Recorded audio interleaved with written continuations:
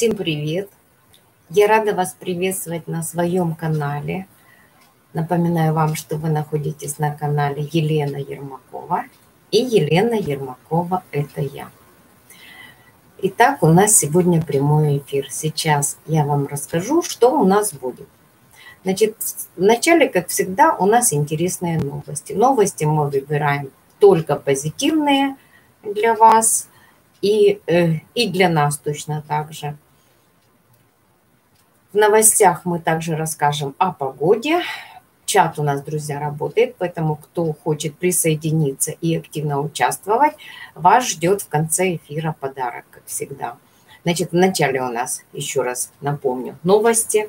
Далее мы поговорим о прекрасном городе страницами Ататюрка, да? Турция регион за регионом. У нас будет сегодня Стамбул. Далее мы с вами поговорим о прекрасном камне. Я вам хочу рассказать о прекрасном камне, который лечит заболевания крови. Называется еще кровавик. Это вот такой вот прекрасный камень. Называется гематит. Гематит. Вот есть. Осталось немножко гематита. Вот он. Да. Гематит. Я вам расскажу о гематите. То, что я узнала. Если кто что-то знает, присоединяйтесь. Также у нас будут анекдоты, веселые анекдоты, смешные и не пошлые. И в конце нашего эфира у нас фитнес для ума. Викторина «География мира». Победителя ждет подарок. Этот подарок уже заждался своего хозяина. Поэтому, друзья, еще раз напоминаю, кто забыл подписаться, подписывайтесь, ставьте лайки, присоединяйтесь к моему эфиру, активно участвуйте. Сейчас мы проверим наш чат. Привет всем!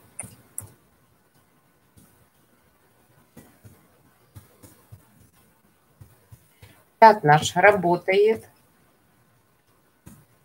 Присоединяйтесь.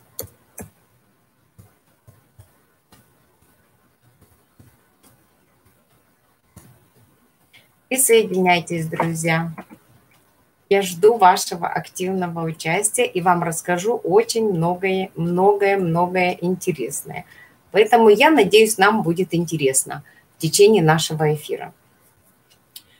Итак, начнем о том, что же произошло вчера и что произошло сегодня уже до 12:57. Южная Корея не исключила возобновление ряда ограничений из-за вспышки коронавируса. Пандемия. Количество смертей от COVID-19 в России превысило 4000 человек и почти 380 тысяч больны.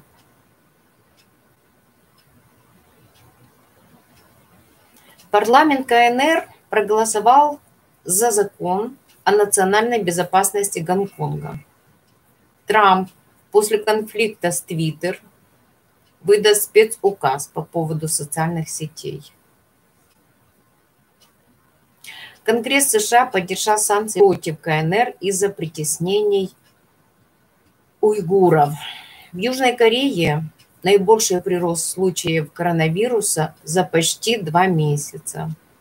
В Китае за сутки обнаружили 2 новых случая коронавирусных больных.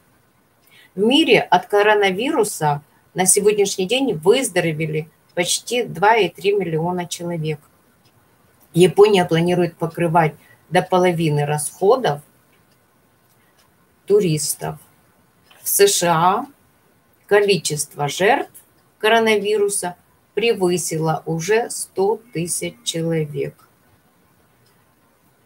В России перенесли саммиты БРИКС и ШОС из-за пандемии. В Испании начался 10-дневный траур по умершим от коронавируса. И так как и все страны, Францию ожидает падение ВВП на 20% во втором квартале. Это из-за тоже коронавируса. Правительство Польши настаивает на проведении президентских выборов в июне. Что касается Украины, украинские разработчики представили новые ИФА-тесты на COVID-19 третьего поколения. Под Кабмином митингуют аграрии. В полиции сообщили о ситуации. В столице мужчина набросился на жену с топором. Такие вот. Госкино с начала года выдало более 1,7 тысяч прокатных удостоверений на фильм. Это что касается МВД. Отчитывается о запуске системы автоматической фиксации дорожного движения. Пустили уже систему автоматической фиксации дорожного движения. И погода на сегодня. В Днепропетровске прошел сильный ливень ночью. До обеда жарило солнце. И сейчас такой вот парниковый эффект. Пишите, какие новости у вас, друзья. Пишите, какая погода в вашем городе.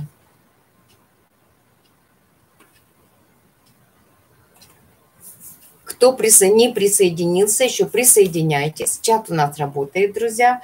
Принимайте активное участие.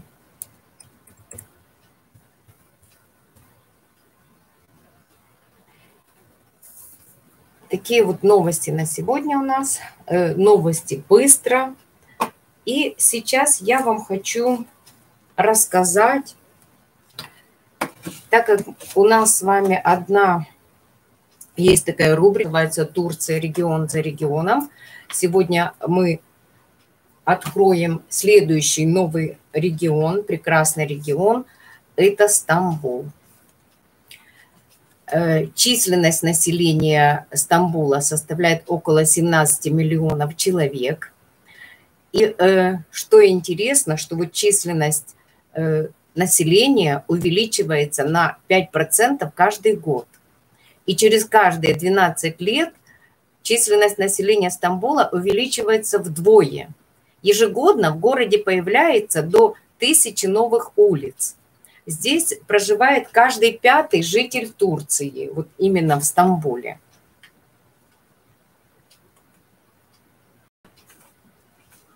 И очень много посещает туристов Стамбул. Число туристов, которые посещают город в год, достигает 10 миллионов человек. В конце XIX века в Стамбуле был проложен один из первых метрополитенов в Европе. В 2010 году город Стамбул получил статус культурной столицы Европы. Такой вот прекрасный город Стамбул. Сейчас я вам покажу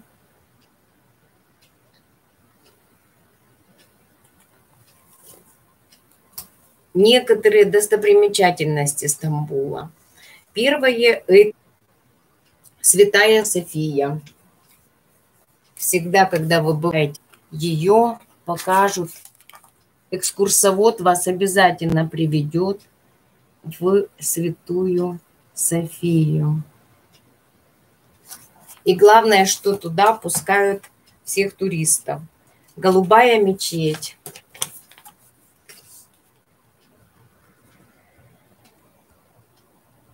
Голубая мечеть в Стамбуле. Вид на Золотой Рог с башни Галата. И потом башню саму покажу. Такой прекрасный вид.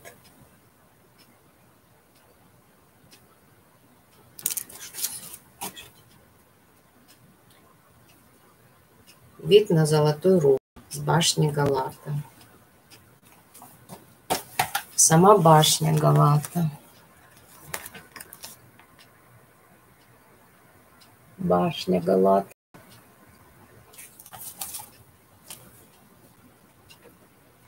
И Босфорский мост.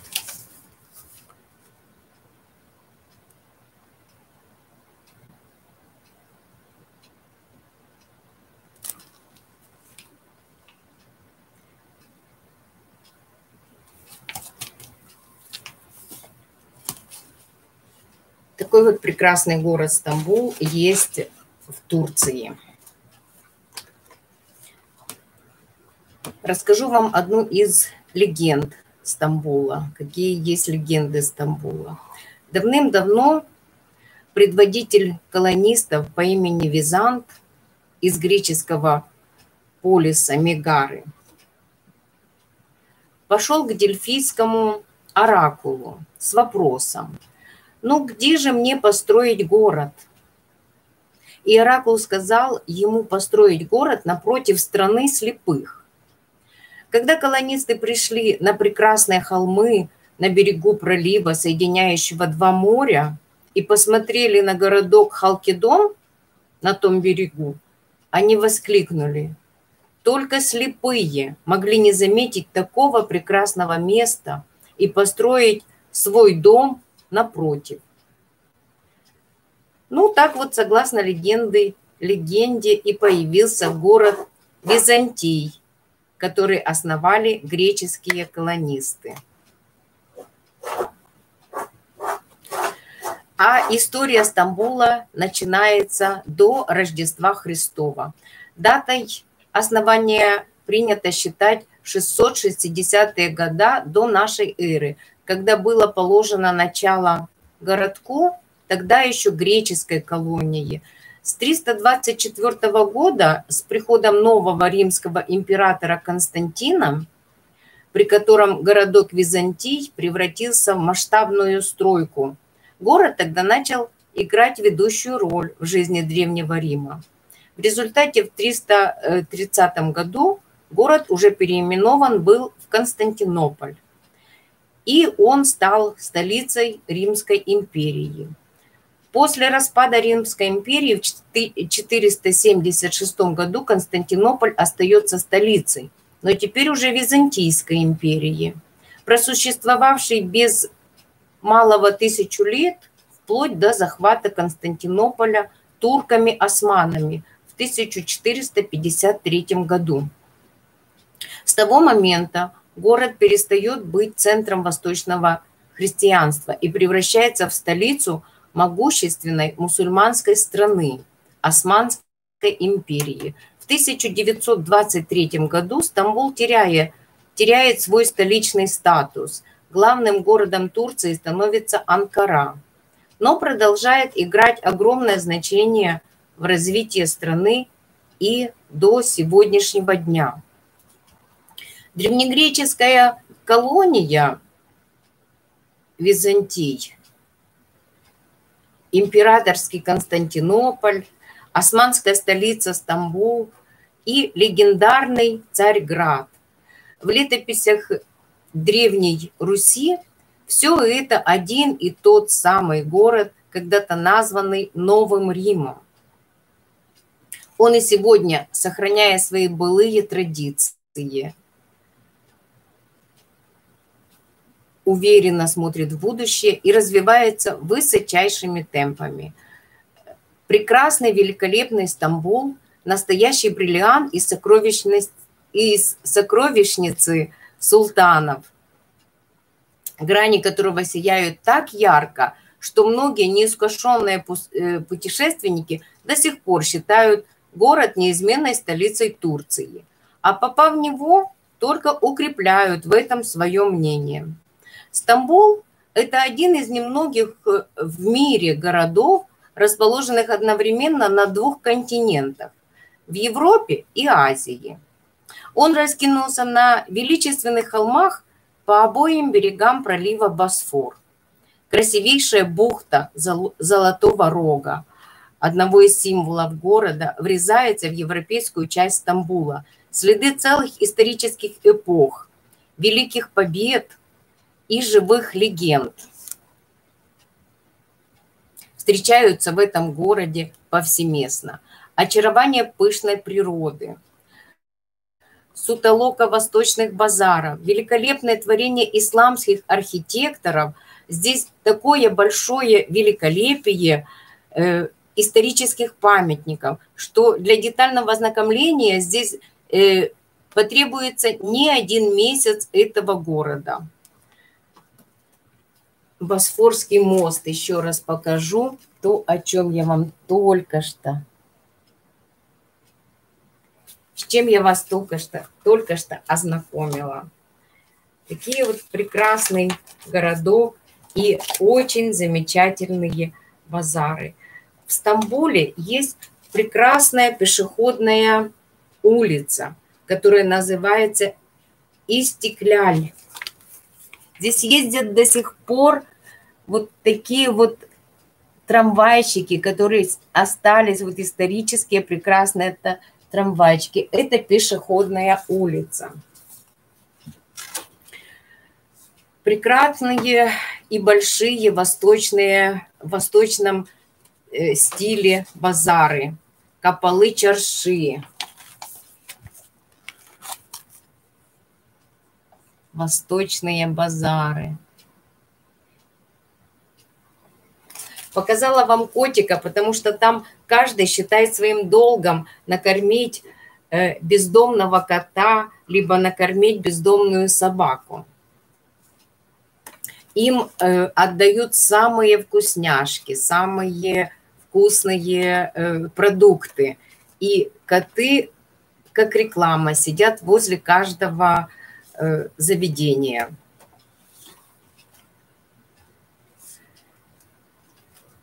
Ну, что еще можно сказать о Стамбуле? Со времен античности, через средние века и до наших дней Стамбул считается одним из мировых центров торговли. Понятно, что невозможно попасть в Стамбул и пройти мимо его роскошных рынков. Восточные базары с их магической атмосферой, очень далекой от привычного нашего «купи-продай», всегда имеют фирменный вкус, стиль и особенно, довольно особо захватывающий кураж. В Стамбуле находится один из самых крупных крытых рынков в мире – Гранд-базар. Базар – это Капалы Чарши. На его территории 58 улиц, на которых расположены более 400 тысяч магазинов. Ежегодно в Капалы Чарши посещает свыше 500 000 посетителей и туристов. И хоть один раз в жизни нужно, конечно, стать одним из них, для того, чтобы увидеть вот эту роскошь этих базаров. Ну, так как я вам показала кошку, тему кошек в Стамбуле обойти невозможно. Они повсюду, довольные жизнью, ласковые, красивые. Общественность обеспечивает их сухим кормом. Владельцы ресторанов выдают пищу в приличном виде, на тарелочках. Туристы и даже местные все угощают чем только могут. Коты сидят почти у всех заведений и работают рекламой для туристов. Даже есть довольно-таки вот немаленькие по размеру бездомные собачки и псы, они здесь явно довольны жизнью.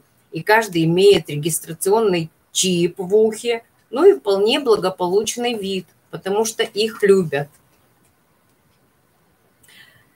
Если спросить каждого коренного стамбульца, что точнее всего передает дух его города, он, не задумываясь, ответит: это пешеходная улица Истикляль.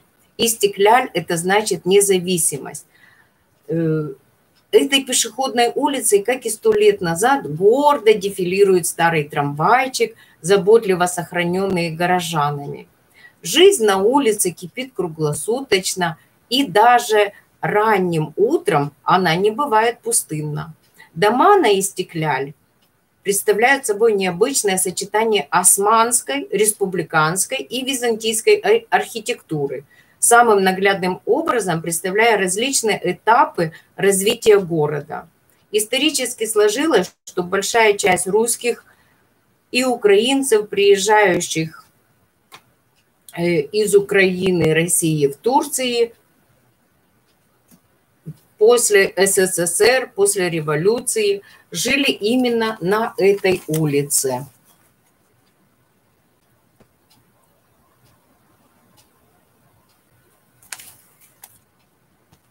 Вот такой прекрасный город Стамбул. Рынки их не прекрасные. И, как мы знаем, как без этого? Вот Восток – дело тонкое. Поэтому здесь сочетаются культуры Азии и Европы. Такой вот город Стамбул.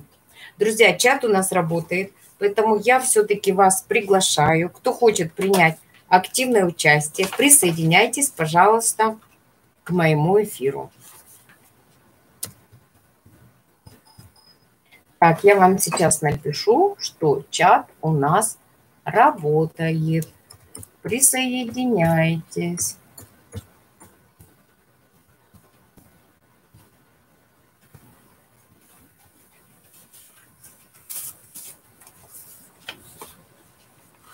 Кто хочет рассказать о своем городе, расскажите, пожалуйста. Хочется еще поговорить о чем, где же взять энергию. Поскольку у нас новости, поэтому, может быть, вы знаете, где взять энергию.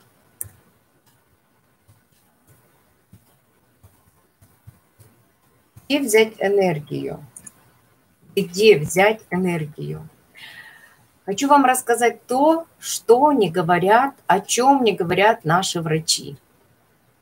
И хочется выдвинуть такую тезис, да, давайте жить долго. Ну, мы знаем, что если мы много работаем, мало отдыхаем, реже бываем на свежем воздухе, то, что нам рекомендует любимый наш доктор Комаровский. Мало видим солнца, если мы мало двигаемся, поэтому и энергетический потенциал нашего организма довольно снижается. Если мы не двигаемся, больше кушаем, поэтому мы и чувствуем упадок сил. Портится настроение, возникает апатия, рассеивается внимание, ухудшается память, слабеет наш иммунитет. Что же нам для этого делать? Что же нам пишут вот наши замечательные наши журналы? Прежде всего нам рекомендуют: добавьте, пожалуйста, витаминов. Без витаминов невозможен энергетический обмен. Слабость, вялость, сонливость, забывчивость, потеря интереса к работе и ко всему, что увлекало раньше, это следствие упадка сил, вызванного нехваткой витаминов. Витамины для бодрости и растительные стимуляторы для умственной активности помогут получить свежеотжатые соки: сельдереевый, апельсиновый, фруктовый. Но лучше их, конечно, разбавлять водой. Обязательно надо обратить внимание на зеленый чай. Кофеина в нем не меньше, чем в кофе, но действует он гораздо мягче и обеспечивает более долгий заряд бодрости. Ни в коем случае нельзя пропускать завтрак. Отказываетесь от утреннего приема пищи – это очень зря. Как раз утром организм и мозг нуждаются в углеводистой пище, чтобы поднять уровень глюкозы, который падает после ночного сна. При низком сахаре нервные клетки функционируют на малых оборотах. Откуда же тогда им взяться вот этой бодрости и высокой работоспособности и нашему хорошему настроению? Тогда совет: ужин можете отдать врагу, но завтрак не уступайте никому. Съешьте с утра кашу из цельного зерна с фруктами, блинчики со сметаной, омлет с помидорами или овощной салат и вареное яйцо, например. Никогда нельзя переедать. Голод, говорят, не тетка, а причина гипогликемии. Это падение уровня сахара в крови, который сопровождается резкой слабостью. Какой же нам дают совет? Переполненный желудок стимулирует окончание так называемого блуждающего нерва, который расслабляет гладкие мышцы. Причем не только желудка и кишечника, чтобы в них поместилось побольше еды, но и сосудов. А это ведет к падению артериального давления. Чем оно ниже, тем более обессилены мы себя чувствуем. Отсюда и поговорка: после сытного обеда по закону Архимеда полагается поспать. Потому что если мы сытно покушали, естественно, хочется спать. Да, просто ни в коем случае нельзя переедать. Конечно, нам еще врачи рекомендуют разбудить щитовидку. Это хорошие врачи нам говорят. Как можно разбудить щитовидку? Разбудить капризную щитовидную железу помогут богатые йодом морепродукты, морская капуста, а также зеленый чай с лимоном, медом, боярышником и черноплодной рябиной. Все очень просто. И, конечно же, обязательно надо ходить на прогулку. Надо выходить, гулять каждый день, стараться. Если не получается, но все равно минимум полчаса надо выходить на прогулку. Потому что даже короткая променад может остаться в тонусе, даже нормализует давление, снизит риск сердечно-сосудистых заболеваний, уменьшит уровень стресса и точно так же поможет укрепить иммунитет. Поэтому все-таки давайте жить долго, друзья, и давайте все-таки будем думать о себе. Вот есть еще такие прекрасные, говорят, ароматы счастья. Что же такое ароматы счастья? Вот специалисты по ароматерапии уверены, что запахи жасмина, розы, лаванды, ванилин устраняют тревогу и улучшают настроение. Они заряжают бодростью и энергией нас. Если мы возьмем и отольем каплю любого эфирного масла на носовой платок и захватить с собой, например, в офис или туда, где вы работаете. Или несколько, вот если мы возьмем, можно даже еще взять, воспользоваться, если дома, аромалампой, да, или специальным аромакамлем, который есть из глины. В этот медальончик капнуть несколько капель эфирного масла и положить на стол, за которым вы работаете. Вот так вот можно повысить свой тонус.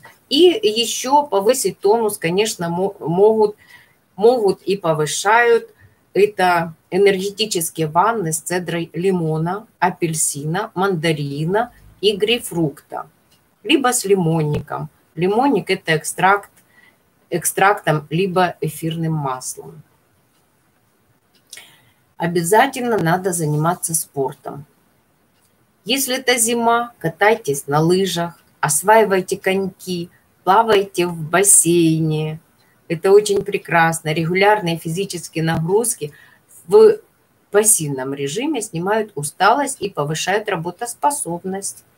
Мышцы производят значительную часть нашего внутреннего электричества, а еще во время приятной физической нагрузки в кровь выбрасывает большое количество эндорфинов. Это гормоны счастья и хорошего настроения, то, из-за чего у нас настроение наше пропадает, если мы мало двигаемся. И, конечно же, обязательно надо бороться с стрессом. Если вы чувствуете, что начинаете закипать, найдите в центре подбородка антистрессовую точку. Вот здесь. Помассируйте ее по часовой стрелке 1-2 минуты. Справиться с нервным напряжением поможет и такое упражнение еще. Сделайте 5 обычных вдохов-выдохов, стараясь полностью расслабиться. Затем медленный вдох и такой же медленный выдох. И еще прекрасный метод, который я с детства знаю, это если вы чувствуете, что вы заводитесь, а себя надо каким-то образом успокоить, начинайте декларировать стихи. Или же можно петь песню. Видите, что вас заводит этот человек, и вы никак от него не можете отцепиться, значит, надо просто мугыкать себе песенку, либо просто рассказывать стих. Например, самолет летит, мотор работает, там Лека сидит, картоху лопает. Вот. Самолет летит, мотор работает, там Лека сидит, картоху лопает.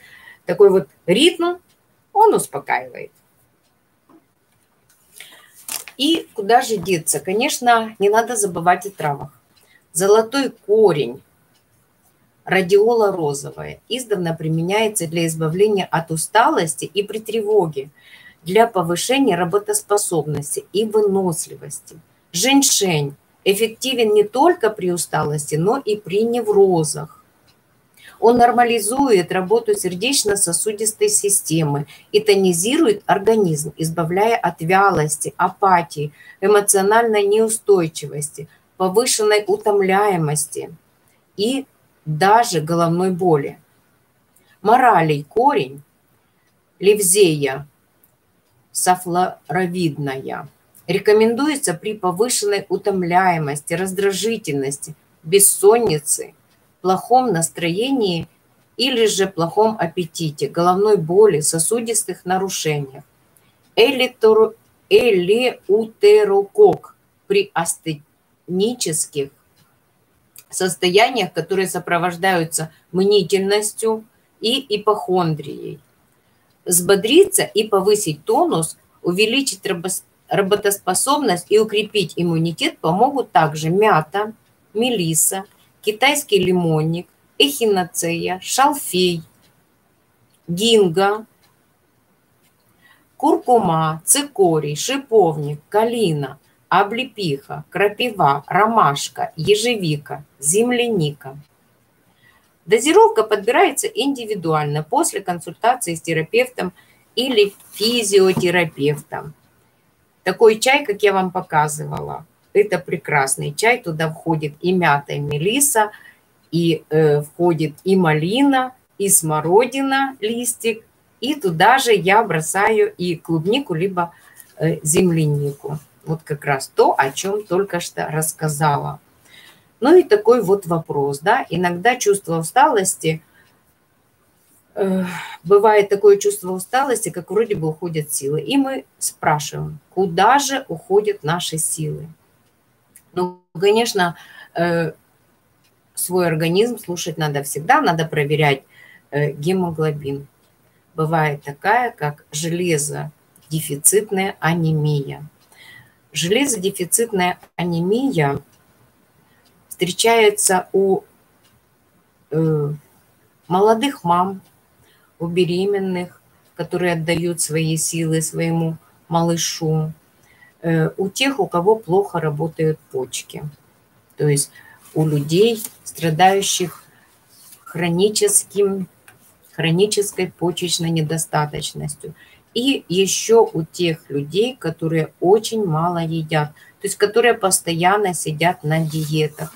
Диеты – это очень плохая вещь, никогда не надо с ними связываться. Для того, чтобы не допустить железодефицитную анемию, надо включать в рацион продукты с железом. Это овощи с темно-зелеными листьями, капусту, кали, бобовые, орехи, говядину, печень, гранат. Но если вы выпиваете 3-4 чашки крепкого чая или кофе в день, это затрудняет усвоение элемента из-за содержащихся в них танинах. Еще вот такое есть, как апноэ сна. Это состояние, при котором мышцы в области шеи не могут удержать открытыми дыхательные пути, из-за чего горло во время сна сужается и дыхание неоднократно останавливается. Это приводит к снижению уровня кислорода в крови и к постоянному прерыванию сна, что может вызывать чувство усталости.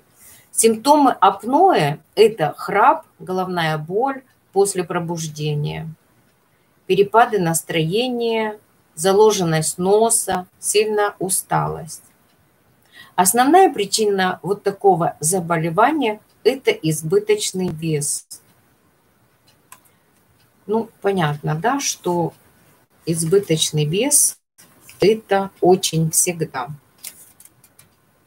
Друзья, у нас чат работает. Еще раз напоминаю, присоединяйтесь. Только что я вам рассказала, где взять энергию. У нас прошел сейчас такой прекрасный дождик. Не сейчас, а ночью прошел замечательный дождь. Сейчас жара стоит на улице. Поэтому я вам и рассказала о чаях. Следующая наша рубрика – это анекдоты. Кто меня смотрит, кто ко мне присоединился, пишите свои анекдоты, друзья. Я вам расскажу свои. Начинаем. Итак, начинаем. Анекдоты. Слушай, Серега.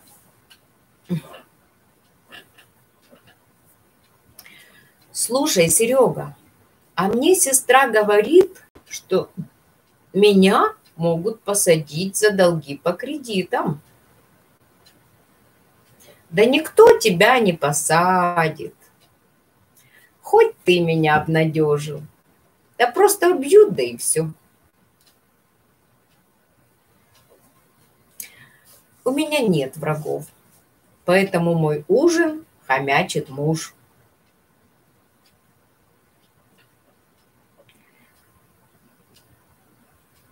Я забыла сказать вам, друзья, спасибо большое тем, кто присылает. Вы мне пишете, присылаете анекдоты в личку. Большое вам спасибо. Пишите либо сюда вы там, либо присылайте. Я замечательно. И, конечно, прочитаю в эфире ваши прекрасные вот сейчас. Анекдот про бриллианты и наследство, и алмаз. Это прислал мне Иван. Большое спасибо, Иван. Я вам написала. Я прошу вас, да, присоединяйтесь, конечно, в эфире. Ну, если нет времени, ну, конечно, не настаиваю. Но я прочитаю очень прекрасный анекдот. Я его, конечно, прочитаю в эфире.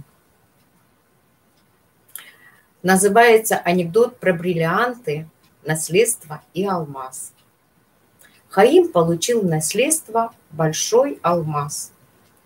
Пошел Хаим к ювелиру. Тот внимательно осмотрел алмаз. Это уникальный камень. Он стоит бешеных денег. Я не возьмусь его обрабатывать. А вдруг ошибусь? Нет, не возьмусь я его делать. Даже не уговаривайте меня. Пошел Хаим к другому мастеру. Тот тоже испугался.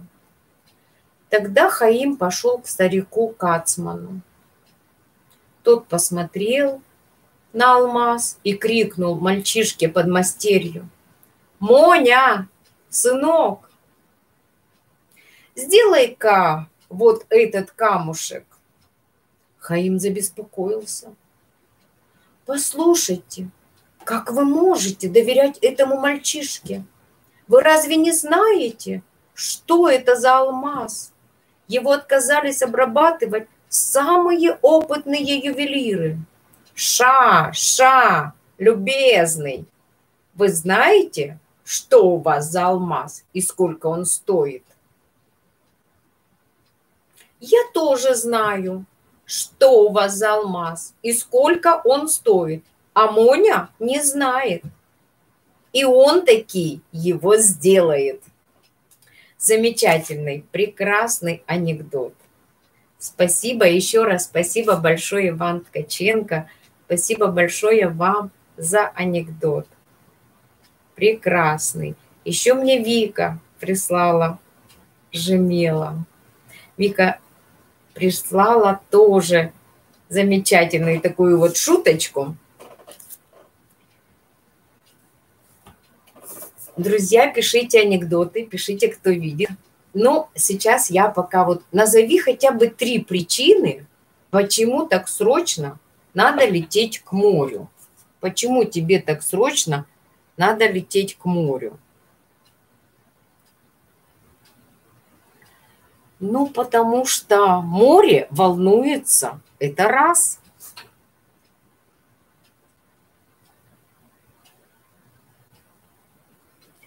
Море волнуется раз. Чат у нас работает, друзья. Пишите. Пишите в чат.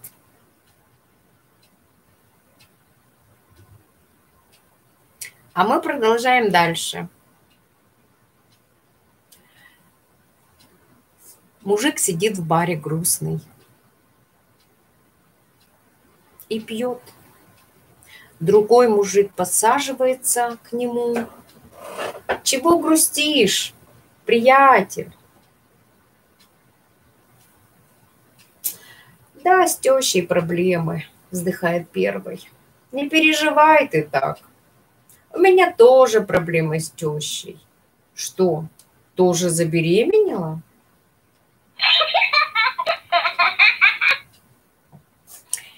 Еду сегодня утром в метро. Давка неимоверная. Тут на новой станции вагон заходит мужик и с неподдельной радостью кричит: «Как же я по вам всем соскучился!» Это после коронавируса. Вот что значит долгий отпуск. В одну компанию, где работают одни лишь женщины, пришел мужик с чемоданом. Открыл его, а там разные такие всякие вибраторы. И говорит: девчонки, покупайте, всегда пригодится товар. К нему подходит миниатюрная такая девушка и краснея говорит: а мне вот тот, серебристенький. Девушка, извините, но термос не продается.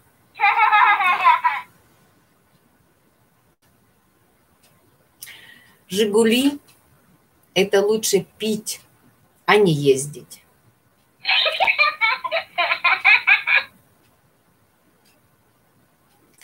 О, глянь, серый идет. Классно выглядит. Я ему свистну? Да не, ты чё? Так же несовременно. Я ему твитну. Абрам показывает соседу свой новый дом. Здесь столовая. Одновременно за стол могут сесть, не приведи Господи, 20 человек.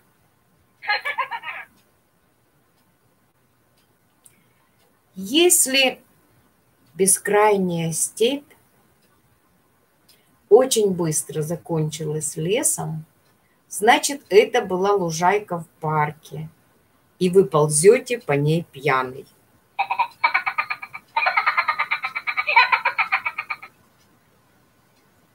В ходе спиритического сеанса Остап Бендер подтвердил, что повышение пенсионного возраста является 401-м сравнительно честным способом отъема денег у граждан.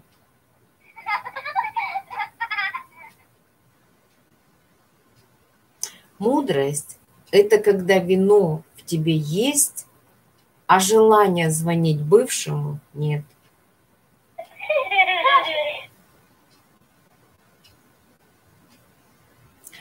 Соберите 10 зайчиков и получите веслом от Деда Мазая.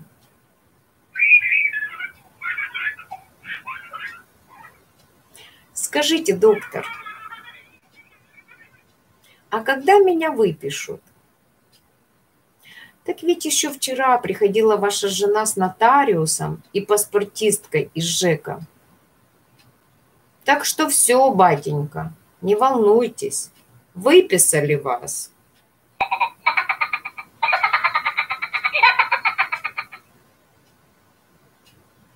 Курьез на программе «Смак». Плохо прожаренная утка успела переварить яблоки.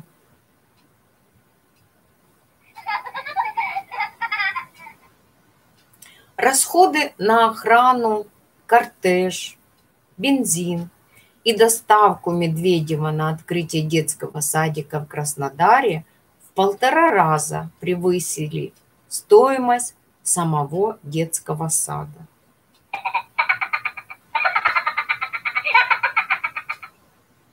Что бы наши родители делали, чтобы убить скуку, для того, как изобрели интернет? Я опросил всех 26 своих сестер и братьев. Из них тоже никто не знает. А если мы не подпишем мирный договор с Японией, они нас поработят?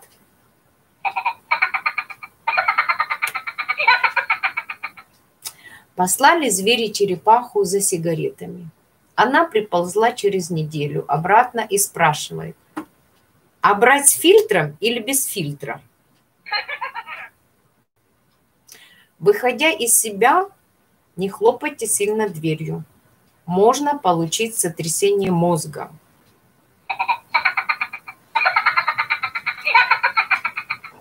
Шотландский виски рекомендуется пить в чистом виде, не запивая и не заедая ничем, дабы в полной мере насладиться нежным ароматом сивухи.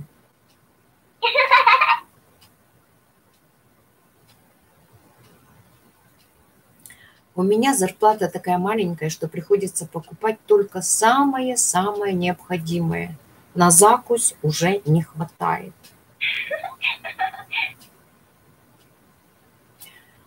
Сегодня нашел у себя в носу седой волос. Старость подкралась незаметно. Тёлка умеет легаться только в бок, кобылка только назад. Определите, на кого больше похожа ваша женщина, и подходите с безопасной стороны. В день крещения Руси священники купаются в фонтанах. Спрашивают, в каком храме служил, и разбивают кадила об голову. На рынке. А это что такое? Китайский фонарик. А чье производство? Китай. Фуфло. Иду с другом по улице. У открытого люка с напряженным лицом стоит рабочий и держит кабель, уходящий вовнутрь. Спокойно проходя мимо, мой приятель неожиданно орет: «Подсекай!» Рабочий вовсю дергает кабель, из люка доносится отборный мат. Мы как побежали. «Доктор, как мне это вылечить? Сейчас загуглю. А может, я сам? Вот давайте не будем самолечением заниматься».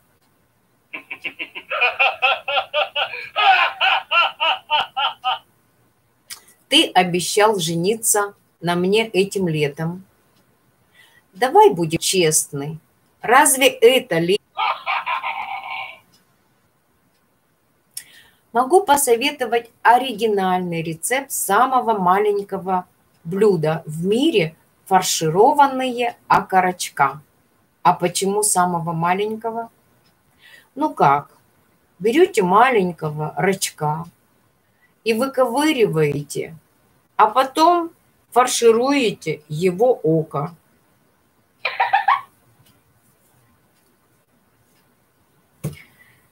Друзья, напоминаю еще раз вам, чат у нас работает. Друзья, присоединяйтесь, принимайте активно участие. Далее у нас с вами будет еще гематит. Я вам расскажу о прекрасном камне гематите. У меня есть еще пару анекдотов. Хорошо бы ставить кошелек на зарядку. Утром встаешь, проверяешь? Ага, полный. Отлично. Снимаешь зарядки, кладешь в карман и идешь довольный. В камере. Как в тюрьму попал? За взятку. Что за времена? Даже в тюрьму через взятки.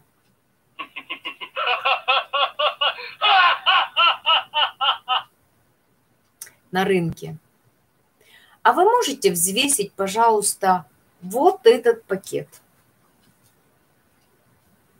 Ровно 1,8 кг. А что там? 3 килограмма мяса, что я купил у вас 10 минут назад. Сторож поймал мальчишку, сидевшего на чужой яблоне. Негодник! Я тебе покажу, как яблоки воровать.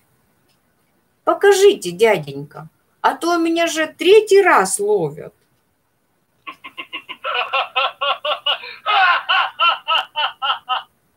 Ресторан, как у мамы. У нас вкусно и дешево, но мы заставляем доедать. Молодой фермер,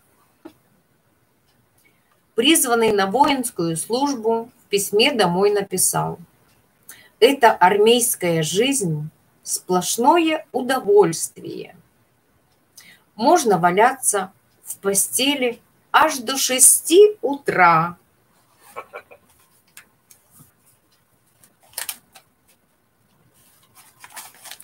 По результатам социологического исследования самым популярным печатным изданием среди населения являются деньги.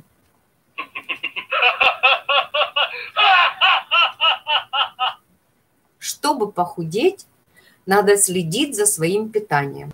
Вот я, например, кушаю все только вареное, в основном сгущенку.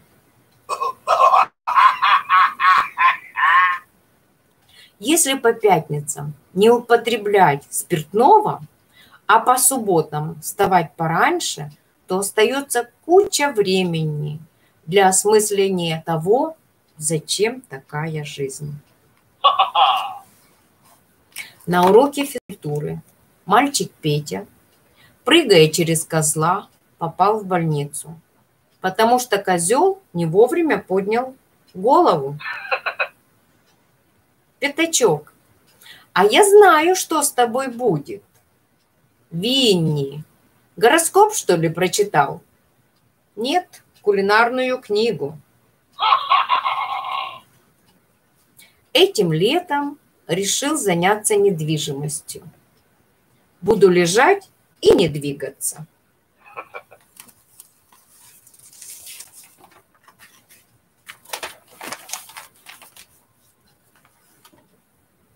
Если мужчина перестает каждый день бриться, говорить комплименты, менять носки,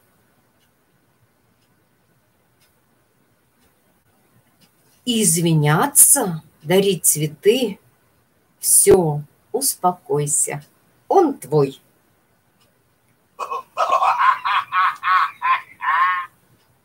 Утро.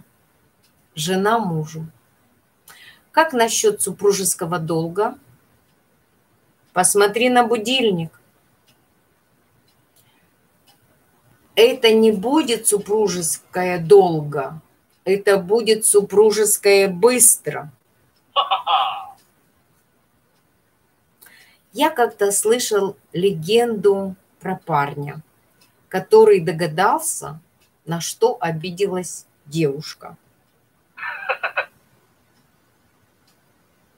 То есть вы просто решили угнать самолет? Да, я так решил. А к психологу не думали сходить? Ну, поначалу думал. И что? Решил, что самолет угнать прикольнее.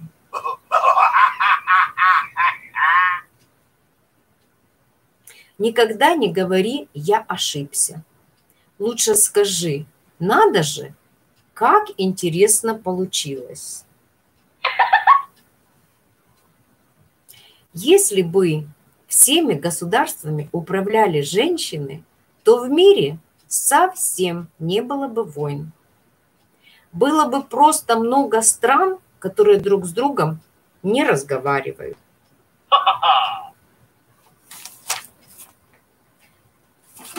С анекдотами у меня все, друзья.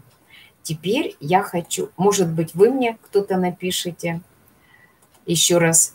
Так, еще раз вам хочу сказать, что чат, друзья, у нас работает. Я жду ваших анекдотов. Кто присоединился к моему эфиру, пишите, рассказывайте.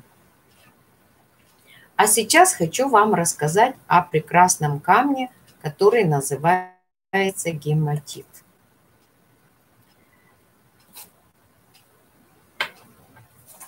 Гематит – это вот такой вот камень.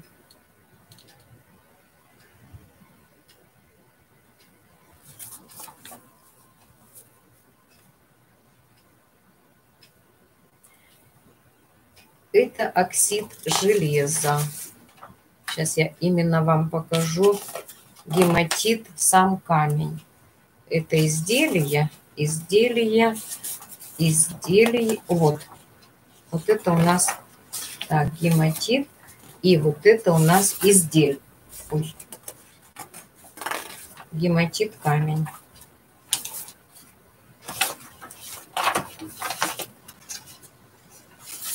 Гематит.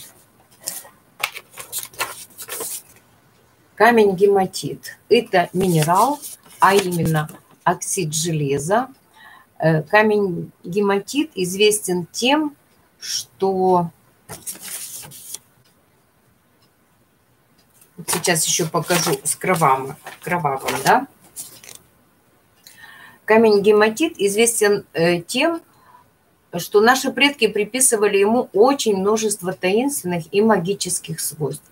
По своему составу минерал является окисью железа с примесями марганца, титана и алюминия. Кристаллы гематита могут иметь темно-зеленый, вишнево-красный, черный или бурый оттенок. Другие названия или же синонимы гематита – это ангидроферрит, аляскинский алмаз, железная почка, железная роза называют еще, железная слюдка, железная сметана. Вот такой вот гематит, он на ощупь жирный на ощупь. У него есть такой железный блеск, железный блеск. Грубо-пластинчатые массы гематита есть, тонко и грубо. Железный глазок, железный красный блеск и еще зеркальная руда, кровавик, кровавый камень, еще называют черный алмаз. Вот сколько у него есть наименований в этого гематита.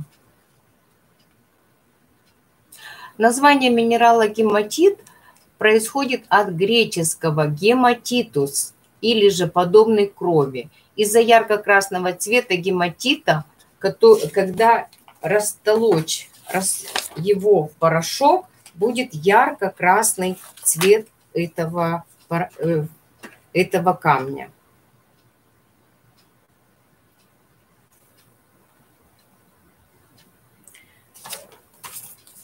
А сейчас хочу показать вам гематит уже в обработке.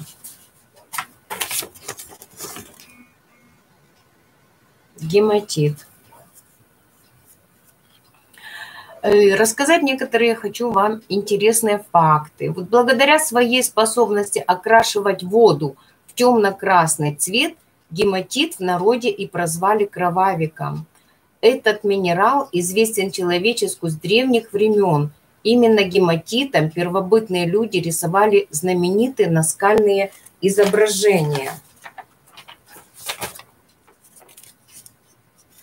Он довольно недорогой, этот камень, и его, наверное, многие видели на наших рынках. В храмах Древнего Египта жрецы обязательно надевали украшения с гематитом, чтобы заслужить благосклонность богини Исиды. А североамериканские индейцы наносили кровавиком боевой раскрас на свое тело. Ну, минерал гематит, сам минерал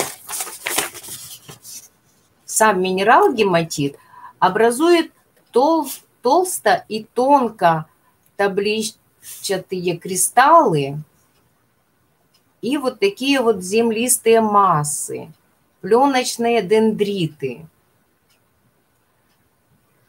Мелкозернистые скопления минерала гематит – это красный железняк, тонкочешуйчатые и жирный на ощупь гематит – это железная сметана, тонко и грубо пластинчатые массы гематита – это железный блеск.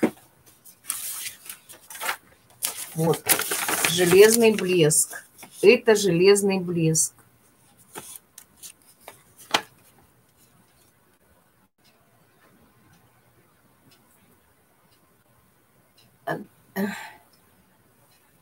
Натуральный гематит очень широко применяется в различных областях деятельности человека. Так как я вам рассказала, вот это гематит. Я вам сейчас покажу его и о нем и расскажу. Вот это наш натуральный гематит. Довольно широко применяется в различных областях деятельности человека. Он является важным источником железа. Гематитовый порошок является основным компонентом краски цвета красная охра. Кроме того, благодаря привлекательному внешнему виду плотный гематит, кровавик, применяется в ювелирной промышленности. Для изготовления украшений из гематита он чаще всего обрабатывается кабушоном. Ну, это такие... В ювелирном называется оборудование. Лучше при изготовлении украшений из гематита ювелиры работают со сплошными массами минерала. Минерал имеет довольно высокую хрупкость и непрозрачность, и чаще всего его хранят в форме кабюшонов. Вот эти они, да, которые затем используют в качестве вставок в бусы, браслеты, перстни, ну и разные другие самоцветы. Лучше всего подходит для знаков, таких как рак, весы и скорпион. Но все-таки еще астрологи говорят, что его можно носить всем знаком, но очень-очень осторожно. Стихия этого камня – это Земля, планеты – это Марс, энергия невосприимчивая Янь. Какими же лечебными свойствами обладает этот камень? Камень гематит обладает следующими лечебными свойствами. Он излечивает анемию и хронические воспалительные процессы, ускоряет регенерацию поврежденных тканей,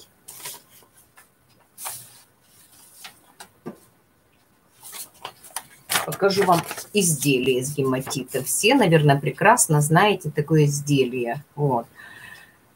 Также гематит нормализует химический состав крови и повышает местный иммунитет, нормализует кровяное давление и устраняет аритмию. Ну и камню, конечно, приписывают очень много рядов свойств. В средние века этот минерал считался камнем чернокнижников и проводником душ умерших. В зависимости от формы амулета и ожидания его владельца, магнитный гематит способен подавлять волю окружающих, обеспечивая защиту и поддержку своему хозяину. Защищает от сглаза, порчи и злого колдовства. Наделяет человека даром ясновидения. Гематит для мужчин способен улучшать внимание, память и укреплять силу воли и привлекательность своего владельца. Гематит для женщин способствует налаживанию дружеских и любовных отношений. В качестве талисмана минерал подходит философам, студентам, бизнесменам и руководителям. Благодаря своей уникальности гематит подходит для ношения абсолютно всем знакам зодиака. Но лучше всего, как я вам сказала, лучше всего, конечно, это скорпионы, весы, знаки и рак. Скорпион, весы и рак.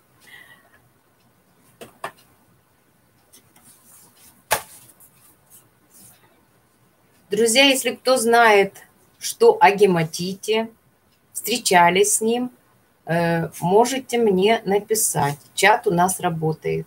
Я вам хочу прочитать прекрасный... Да, хотела показать вам камень гематит.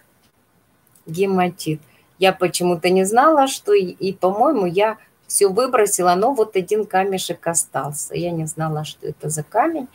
Вот это гематит у нас остался такой. Да.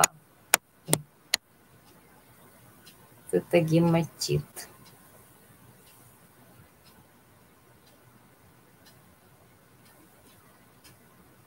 На ощупь такой приятный камень на ощупь. Гематит – это камень непростой. Этот камень может быть к вам благосклонен, а может быть и очень для вас опасен. Поэтому надо его знать, нужен он или не нужен. Хочу вам прочитать стихотворение Ирины Яснопольской. Суровый блеск, стальной и жесткий взгляд, и капли крови на кинжале уносят нас слова печали, то гематит, который может погубить, или карму рода возродить.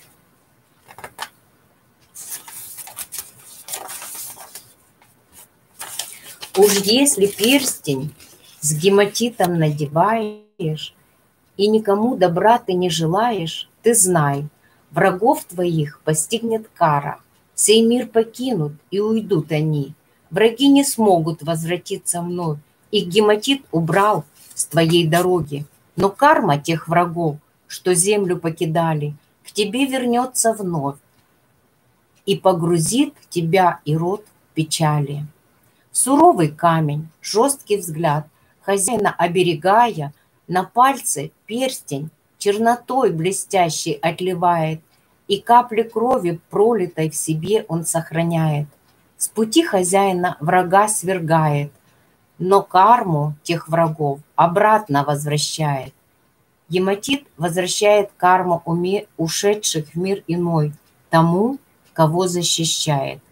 Дает понять гематит, что есть добро и зло, и каждому познать добро и зло дано. Твой выбор пред тобой, добру или злу внимая. Познать ты должен, кто ты есть, кому ты служишь, аду или раю. Добро и зло лежат пред тобой. Хозяин ты добра или зла, а выбор твой. Подумай, перстень надевает. Не стоит ли кольцо в сторонку отложить и знать, что у тебя для мести средства есть? Не стоит ли ту месть через годы долгие с собой пронесть? А гематит ты должен обязан возлюбить, ласкать его и взглядом нежить, и полюбить, и камня ауру в себя впитать, и гематиту должное воздать. Как воин, он суров в бою.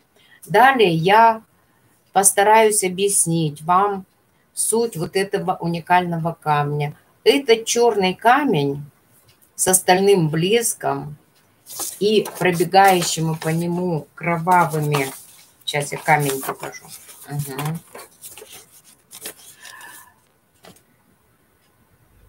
Красными полосчатыми вкраплениями, ассоциирующимися с каплями крови, за что и получил название кровавик.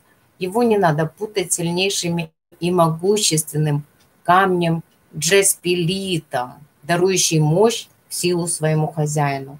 Гематит обладает необычными свойствами.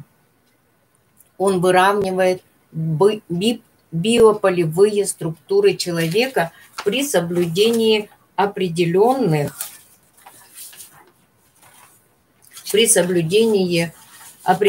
правил обращения с камнем. Очень хороши и принесут пользу четки из гематита. Вот это вот кусочек из четки. Просто его вращать в руках, да? Вот. Если вы пользуетесь четками по нескольку раз в день или хотя бы ежедневно, передавая им накал своих эмоций, то они становятся вашим неизменным и незаменимым помощником при осуществлении какого-либо деяния. Лучше всего, конечно, позитивного. Если же вот есть еще булавки, броши со вставками из гематита, металл, золото или серебро очень хорошо дружат с гематитом. Женщинам надо остерегаться использовать колье, бусы или кулоны различной формы из гематита при свете дня, так как в этом случае гематит может лишить вас привлекательности и силы.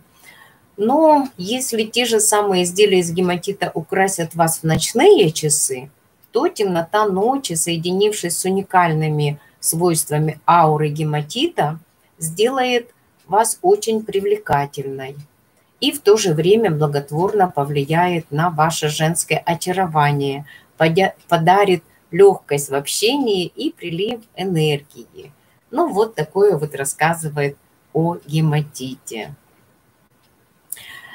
Мужчинам ношение гематита рекомендуется в перстне или зажиме для галстука. Ни в коем случае нельзя носить на шее изделия из гематита, иначе могут пострадать мужские достоинства.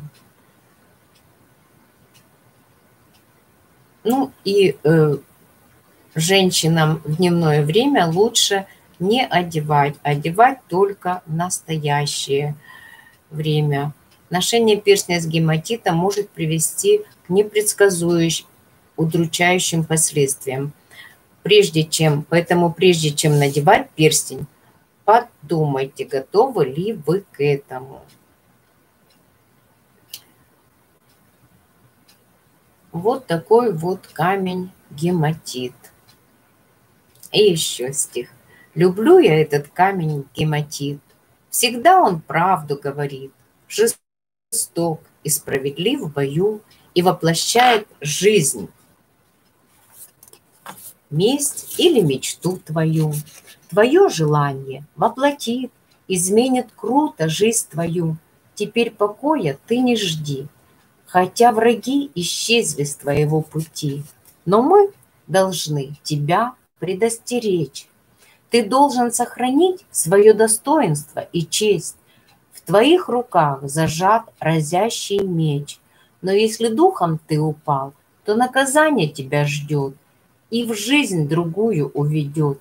Не повтори ошибки вновь, коль хочешь жить, храни ты месть.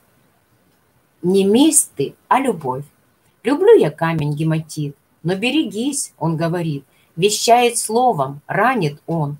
Тебе защиту я дарю, и жизнь твою я сохраню. Но если ты в миру солгал, или просто духом ты упал, то я тебя не принимаю, и я тебя не понимаю. Как можно у меня просить, что не могу я подарить? И я забвению предаю тебя, твой род, твою семью. Подумай, надо ли тебе за помощью идти ко мне? Люблю я камень гематит, всегда он правду говорит. Это Ярина Яснопольская написала такой прекрасный стих о гематите. Она сказала, что она любит камень гематит. А я вам рассказала, какой он бывает. Друзья, чат у нас работает, поэтому присоединяйтесь. И сейчас наш фитнес для ума. Внимание, фитнес для ума. Сегодня наша викторина, география мира и подарок для победившего. Итак, начинаем. Подарок вас ждет, друзья. Первое.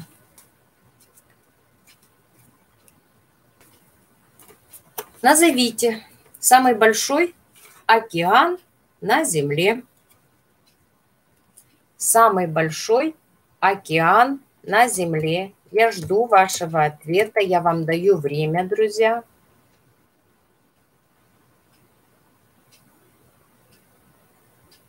Самый большой океан на Земле – это Тихий океан. Как называется извилистая дорога в горах?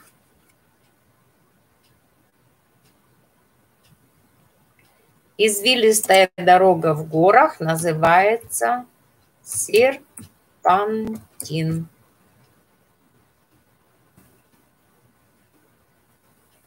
Следующий вопрос.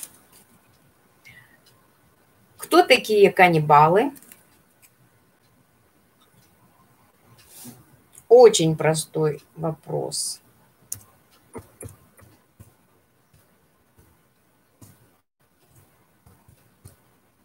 Кто такие каннибалы? Люди-людоеды. Следующий вопрос. Как называется значительная возвышенность, поднимающаяся над окружающей местностью? Как называется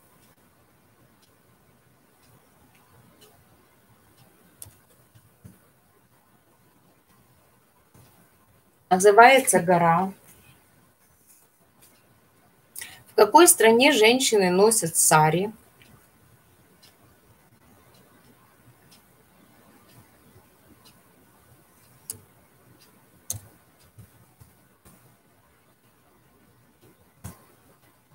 Это Индия.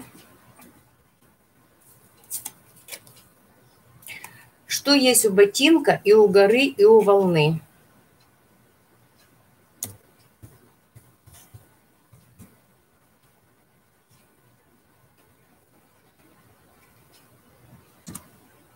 Подошва. Она бывает северная и южная.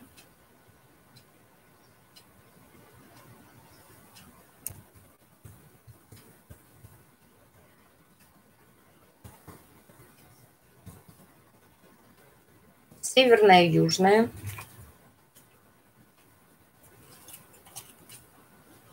О какой стране эмигрантов написано: «Дай мне усталых, бедных, сбившихся в кучу, с мечтой о свободном дыхании людей»?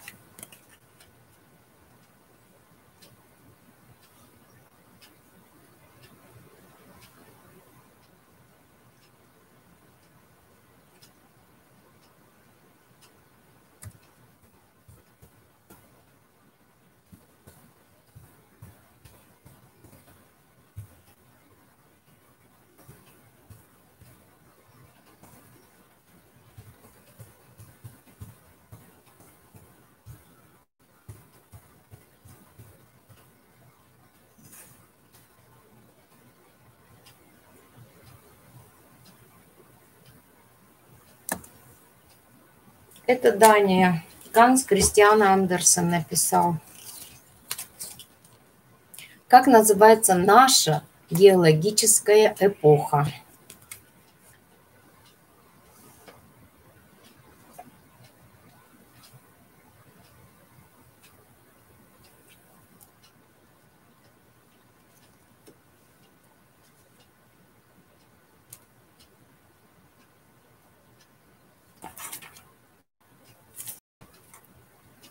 называется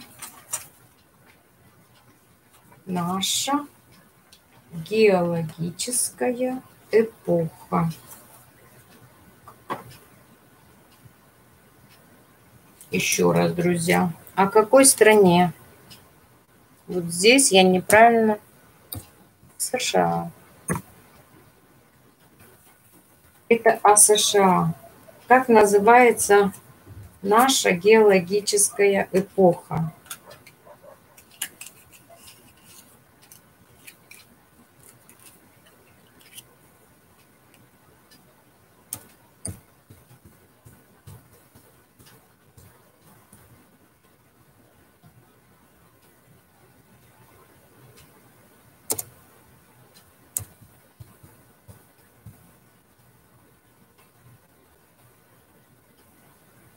Называется четвертичный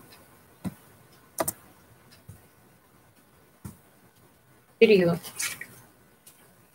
И последний вопрос. Как называют участок в пустыне, поросший густыми зарослями? Участок в пустыне, поросший густыми зарослями, называют оазис.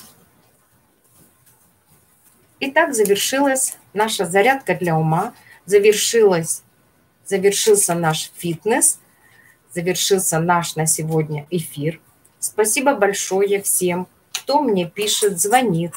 Друзья, мне очень приятно, что вы все-таки участвуете, если не в моем эфире, но звоните мне, говорите, рассказывайте о своих новостях, рассказывайте новые интересные, присылайте мне интересные анекдоты. Не забывайте меня, заходите на мою страничку. Кто не успел подписаться, подписывайтесь, ставьте, друзья, лайки. Кто не успел поучаствовать в нашей передаче, пишите нам сообщения, пишите в комментариях. Все-таки этот браслет ждет дальше своего хозяина. Прекрасный браслет. Принимайте участие. И я буду заканчивать свой эфир. Мне было приятно провести вам, рассказать то, что я узнала за предыдущий день, то, что я прочитала, прочитать ваши анекдоты, которые вы мне прислали. И вот на этой ноте замечательной я и заканчиваю свой эфир. Желаю вам, друзья, счастья, здоровья, хорошего рабочего дня. Берегите себя и своих близких. Подписывайтесь, конечно же, на мой канал, участвуйте в моих эфирах, пишите комментарии, ставьте лайки. Всего хорошего, до новых встреч!